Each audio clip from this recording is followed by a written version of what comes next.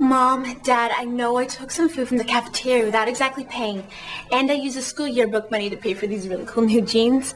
But I think you should forget the whole thing and pat me on the back and put one of those "My Kid is Student of the Month" bumper stickers on the car. We don't treat unethical people like that, Sally. Uh-huh, you do, Richard Pombo.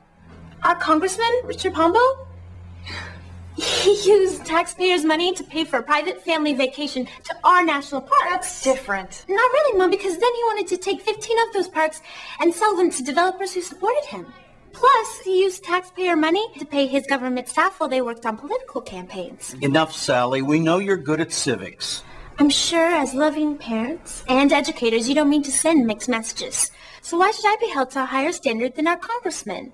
I say if it's good enough for Congressman Pombo, it's good enough for me. Let's just say I pulled a Pombo.